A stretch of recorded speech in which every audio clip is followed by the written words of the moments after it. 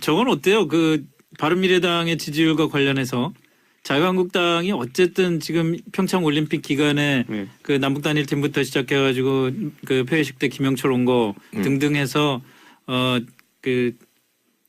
청와대 시위까지 가고 아예 김영철 못 오게 길 막겠다고 또 추운 날씨에 밖에까지 나가고 그랬었는데 그게 아마 앞으로도 계속 이어질 가능성이 높을 것 같은데 계속 선거 저는 때까지. 그거 바른미래당 때문이라고도 보거든요. 그러니까 그 바른미래당하고 연관해가지고 어떻게 될 것 같습니까? 그러니까 바른미래당이 제가 봤을 때는 민주당 지지층을 뚫고 나가는 전략이 아직 없어요.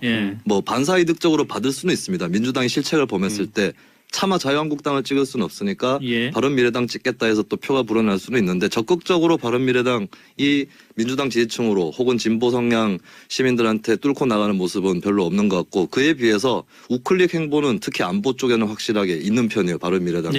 그러면 자유한국당 쪽으로서는 위협을 느낄 수밖에 없고 이게 정치가 참 성동격서인 게 문재인 정권을 규탄하는 것 같지만 그 저희에는 바른미래당 그리고 또 거꾸로 방향에는 자유한국당에 대해서 못 믿어하는 친박 잔당이라고 할 수 있는 그분들이 또 있는 거겠죠. 그래서 그런 행보를 계속 이어갈 것 같고 저는 하나 재밌었던 거는 이제 드러눕고 했던 것이 이제 2018년 2월 25일이란 날짜란 말이죠. 이게 박근혜 전 대통령이 퇴임하는 날이 되겠죠. 원래 임기를 채웠다면 퇴임하는 날이 될 테고 특히 김무성 전 대표 입장에서는 옛날에는 그날이 자신이 대통령으로서 선서하는 날이 될 수도 있다는 그런 희망을 가졌던 나날도 있을 거예요. 근데 그런 날에 추운 다리를 위해서 실제로 김영철이 온 날이 이제 5년 전에는 5년 전에 박근혜 대통령 취임식했던 날입니다. 25일이다. 다 그러니까 그렇게 겹치기도 하는데 저는 이번에 좀 특이했던 게 뭐냐면은 사실 바른미래당 쪽에서는 제가 주도해가지고 저희는 이제 청와대 청원으로 갔거든요. 저희는. 그래서 사실 언론 보도에는 청원자는 이렇게 말했다고 돼 있지만 그게 제가 쓴 청원입니다. 아, 그래요? 그런데 여기서 이제 반응이 놀라웠던 게 뭐냐면 아까 김수민 의원이 말한 것처럼 보수 정당 간의 경쟁 구도로 해야 될까 아니면 서로 못 믿어하는 구도가 있다고 해야 될까 하는데 제가 만든 청원이 이제 2만 명 가까이 지금 이제 돌파를 했거든요. 근데 2만 명 근데 이제 이게 정치 이슈로는 이게 되게 힘든 숫자인데 특히 보수 쪽에서 나온 거는 힘든데 문제는 이제 처음에 청원이 몇천 명 단위로 급하게 올라갈 때 거기서 그럼 자유한국당 지지자들이 어떤 선택을 했냐 또는 자유한국당 지도부가 어떤 선택을 했냐 해서 제가 내부 인사한테 들었는데 저거 바른미래당이 이준석이 시작했다는데 저거 우리가 여기 올라탈 수는 없지 않느냐라는 얘기가 내부적으로 있었다 그래요. 그러다 보니까 아까 말했던 것처럼 경쟁을 하면 어떻게 되냐. 청원 이런 거 할 게 아니라 우리는 액션으로 가자 그래가지고 이제 진을 칠 수밖에 없었던 것인데 글쎄요. 바른미래당을 의식하고 있는 것은 맞는 것 같다는 게 이번 해프닝에서 드러난 것 같습니다. 그런데 지금 구조적으로 지방선거까지 자유한국당은 어떻게든 더 우클릭 하지 않겠어요? 여러 가지 이유에서? 아니 지금 이제 오른쪽에 더 자리가 없는데 거기서 우클릭하면 벼랑 끝으로 낙하하는 것이죠. 아니 그럼에도 불구하고 그럼 말을 좀 표현을 바꾸자면은 중도를 잡으려고 움직일 가능성은 높지가 않을 거 아니에요. 그렇죠. 그런데 제가 봤을 때는 오른쪽으로 가는 것도 승산이 쉽진 않은 게 아무리 새가 없고 그렇다 하더라도 대한애국당이 보여주는 선정성만큼을 따라갈 수 있는 방법이 없습니다. 자유한국당이. 대한애국당을 흡수하거나 아예 대한애국당이 소멸할 정도로 자유한국당이 극우 쪽으로 많이 움직여야 될 만한 여러 가지 이유가 있지 않을까 싶은데.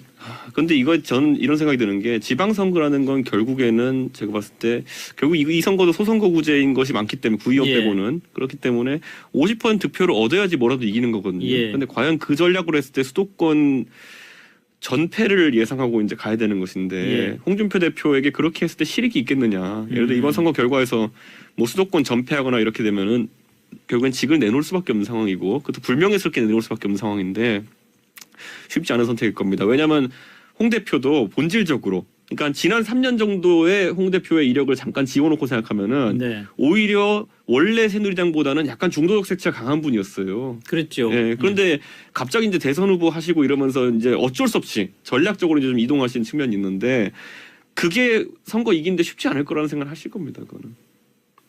그럼에도 불구하고 홍준표 대표가 지금 와가지고 또 선거가 몇 달 안 남았다고 갑자기 중도로 영역을 넓힌다는 것도 쉽지는 않을 것 같은데요. 오히려 그렇게 되면은 어떻게 보면은 자유한국당의 마지막까지 남은 강력한 지지자들한테 오해를 사거나 실망감을 줄 가능성도 높을 것 같은데요. 홍 대표 발언들이 돌출 발언이 많은 것처럼 보이지만 특히 지난 대선 때 TV 토론에서 했던 것들을 복기를 해보면 철저히 계산적으로 했다는 발언들이 좀 보여요. 근데 지금은 전략이 보이지 않습니다. 그러니까 자유한국당과 홍준표 대표가 관성의 법칙에 따라서 움직이는 새로운 국면을 열거나 그런 것 같아요. 거기에 적응하고 있지 못하고 본인의 어떤 상상력이라든가 어떤 그 전략적으로 타진해 볼 수 있는 수들이 거의 고갈돼 버린 것이 아닌가. 그렇게밖에 판단을 못하겠고 특히 이제 주목할 만한 사건이 대구 경북 발전위원장을 맡았어요. 홍준표 대표가. 이게 보통 예전에 호남 지역 기반 정당에서 정동영 전 대표 같은 분이 대구를 사랑하는 뭐 열린우리당 의원 모임, 그러니까 동진 정책 이렇게 가서 하는 건데 이거는 원래 지역 기반에다가 다시 한번 텐트를 치고 자기네 집 앞마당에 텐트를 친 것이죠. 그러니까 이거는 지금 도대체 수가 안 보이는 것이 아닌가. 그리고 홍준표 대표로서도 지금은 나도 모르겠다. 에라이 모르겠다 이런 심정에 가까워 보이지 않을까 싶어요. 지금 나타나는 데서는 전혀 전략적이고 계산적인 걸 볼 수가 없습니다. 저는 홍 대표의 결국에 그 지금 약간 안타까운 지점이라고 하는 것은 결국에는 출마 후보군이 등장하지 않는다는 거. 그러니까 결국에는 이 모든 지방선거 선거의 핵심 선거는 결국엔 서울시장 선거거든요. 그런데 지금 당장 서울시장 후보가 잡히지 않는다는 거. 거기에 대해서 홍준표 대표는 물론 이제 과거의 관성으로 내가 홍정욱 뭐 전 의원에게 뭐 추파를 던지면은 솔직히 말하면 바로 이렇게 뭔가 피드백이 올 것이다. 아니면 뭐 장제원 의원의 형님 대신 장제국 총장한테 던지면 부산시장 후보가 될 것이다. 이런 생각을 좀 갖고 있었던 것 같아요. 그게 그렇겠죠. 지금까지 새누리당의 영입 방식이었거든요. 주면은 안 오고 배기겠어 뭐 이런 방식이었거든요. 근데 지금 그 상황이 전혀 아니라는 거죠. 그렇기 때문에 홍준표 대표 입장에서는 결국에는 어느 결정적인 순간에는 후보 영입이 안 되면 본인이 나가는 것까지 이제 선택해야 될 만큼 후보난이 되고 있다. 이게 제가 봤을 때는 지방선거 앞두고 큰 고민이라고 봅니다 지금. 그리고 거기에 맞춰가지고 본인은 물갈이 할 수 있다 생각해가지고 적을 여기저기 만들어놨어요. 예를 들어 남경필 지사 오면은 안 준다 그랬죠 처음에. 그 다음에 뭐 권영진 시장도 안 줄 것 같이 얘기했죠. 지금 다 줘야 될 상황이에요. 왜냐하면 다른 후보군들이 등장하지 않기 때문에 경쟁력은. 그래도 대구 경북은 좀 낫지 않나요? 네?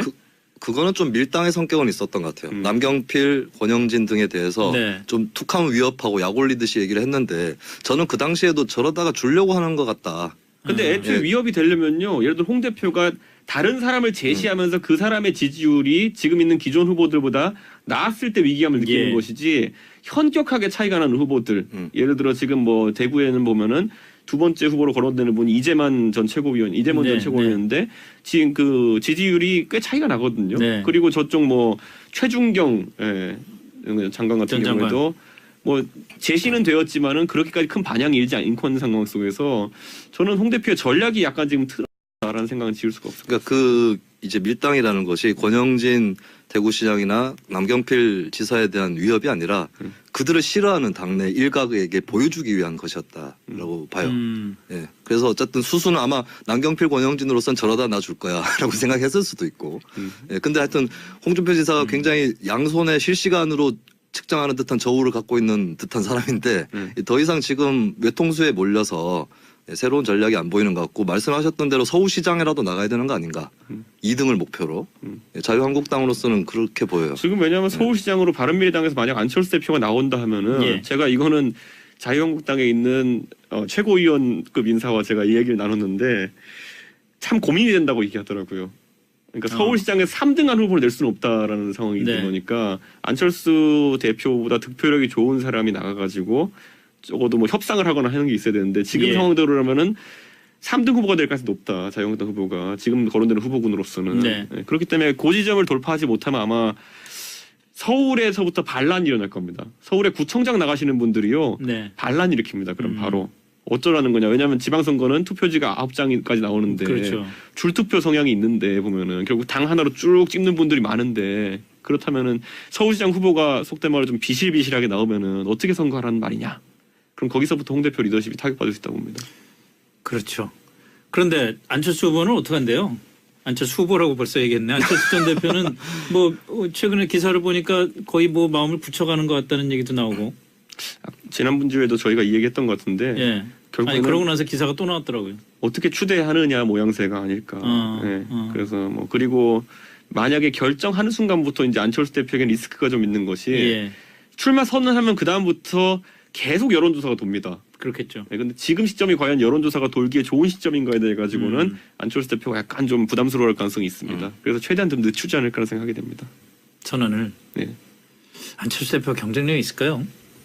근데 이제 뭐 지금 솔직히 1등은 어려워 보이잖아요. 네. 근데 이제 2등, 3등, 2, 3위전이 굉장히 치열할 것이고 예. 안철수 대표도 2등이라도 해서 자유한국당을 3위로 주저앉히면 대단히 큰 의미가 있지 않을까. 안철수 대표가 서울시장 선거에서 2등을 하고 자유한국당이 3위가 됐거나 의미가 없이 되거나 그럴 경우에 그게 바른미래당이 있어서 큰 정치적인 소득인가요?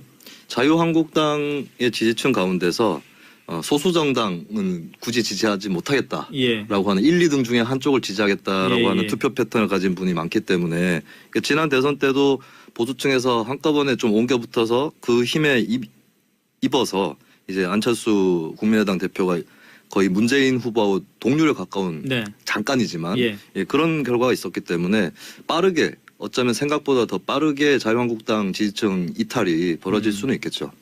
저는 그래서 이번에 만약에 그 출마를 하게 되면 안철수 대표가 제 생각에 이분 절대 후보 단일화 요구를 하지도 않을 것이고 받아들이지도 않을 가능성이 높습니다. 이건 왜냐하면은 이분의 지금까지 정치 이력을 봤을 때 그 국민의당의 그 기억을 잊을 수가 없을 거예요 보면은. 네. 네, 그렇기 때문에 아마 이번에도 돌파할 가능성이 높고 그렇기 때문에 자유한국당 쪽에서 뭔가 먼저 손을 내밀기도 좀 어려워지는 상황이 올 겁니다. 그렇기 때문에는 아까 말했던 것처럼 결국에는 전술적 전략적으로 자유한국당이 후보를 내느냐 마느냐 고민하게 될 가능성이 상당히 높아 보입니다 지금 보면.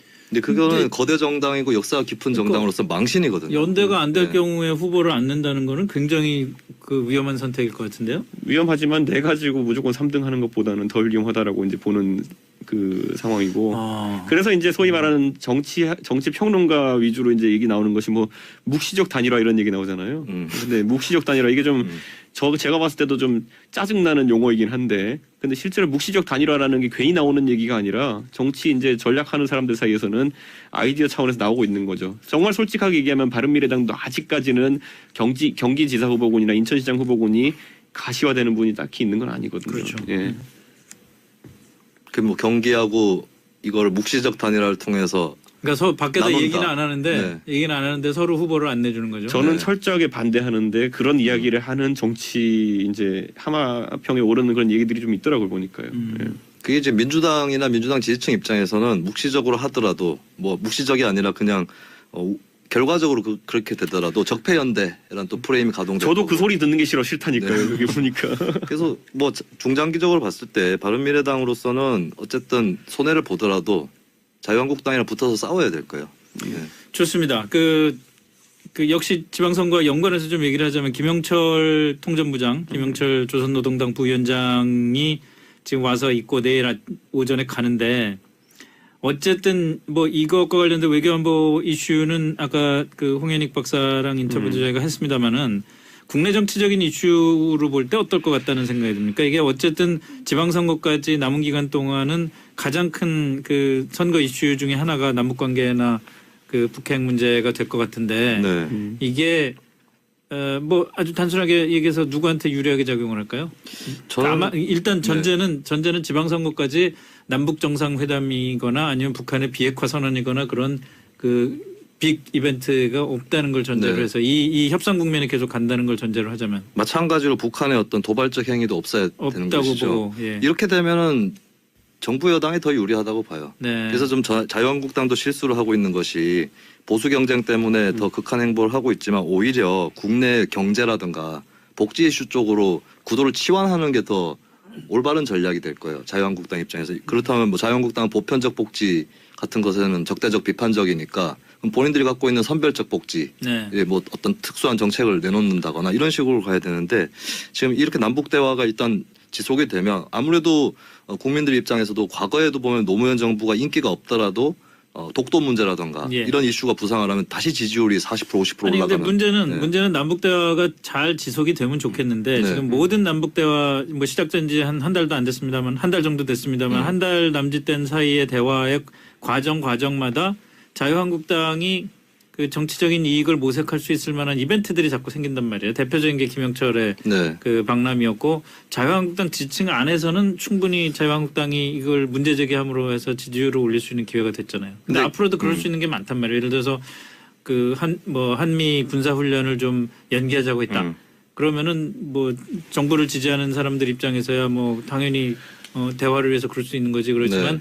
자유한국당 지지자들 또는 자유한국당 지지를 했으면 좋겠는데 좀 그러던 사람들 사이에서는 또 그것도 결집의 이유가 될 수가 있는 거 아니에요? 자유한국당이 지금 이제 예를 들어 지지율이 일부 조사에서 이제 뭐 나오는 것들을 보면은 바른미래당보다 조금 높다고 나올 수 있겠지만은 문제는 뭐냐면은 바른미래당은 제가 지금까지 지지층을 저희 당원들 봐도 아직까지 바른미래당 사람들이 바른미래당의 특정 정치인을 싫어하고 이런 건 없습니다. 그러니까 뭐냐면 적어도 이 지지율은 순수하다는 거예요, 숫자가. 근데 문제는 뭐냐면은 오늘 제가 이제 그 청계천 광장에서 그 자유한국당 분들이 그 규탄 집회하는 거 봤거든요. 제가 그 페이스북 라이브 영상이 뜨기를 봤는데 굉장히 복잡한 지지층이 지금 안에 그 포함되어 있는 것이 예를 들어 김무성 대표가 먼저 이제 위원장으로서 추진 영상에서 발언하고 전희경 의원이 하고 이런 일련의 과정들을 봤는데 함성 소리가 같은 현장인데 다르게 나와요.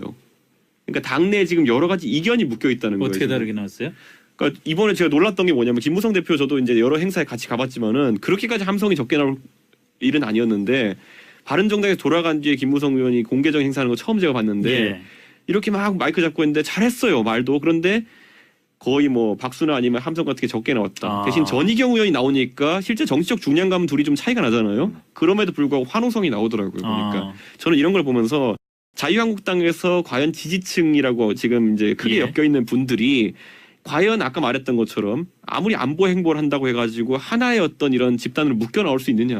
저는 아직까지는 관성에 의한 지지율이 좀 많다 보고 내부에 또 갈등이 또 분출될 가능성이 좀 있다. 이런 생각을 좀 하게 됩니다. 지금. 김영철 방문을 예시로 말씀을 드리면 이게 만약에 천안함 유족이라던가 연평도의 좀 피해자분들이 전면에 보이는 그러한 모습이었다면 국민 여론도 굉장히 김영철 방문에 대해서는 비판적으로 갔을 수 있는데 자유한국당 의원들이 이렇게 오바해서 행보를 함으로 인해서 오히려 그게 더 가라앉아 버렸어요. 논란들이. 그래서 자유한국당이 계속해서 이런 식으로 행동하게 되면 문재인 정부로서는 악재가 될 수 있는 일조차도 그냥 사그라든 채로 갈 수도 있다. 저는 그리고 남북 대화에 대한 기대감이라는 건 저도 예를 들어 보수층이긴 하지만은 저 같은 경우에 남북 대화에 대한 기대감 자체는 있습니다. 다만 이 기대감이라는 게 당당한 외교의 선 안에서 이루어지길 바라는 건데 지금 자유한국당 같은 경우에는 대화는 무조건 안 된다라는 취지로 또 이렇게 해석되고 있는 것도 안보에 있어가지고 제가 봤을 때는 우리 국민들이 그렇게 단순하게 이렇게 칼로 잘리듯이 왼쪽 오른쪽 갈리는 게 아니거든요. 한쪽으로는 불안하면서도 기대감이 있는 것이고 이런 심리를 잘 살려내면은 굉장히 정교한 정치적 메시지들이 필요한데 지금은 약간 무조건 반사적인 어떤 반응이 아닌가라는 생각이 들어가지고 저는 뭐 큰 틀에서는 자유한국당과 뭐 비슷한 의견도 있지만은 생각해봤을 때는 조금은 더 섬세해져야 된다라는 생각을 하게 됩니다. 굳이 조언하자면.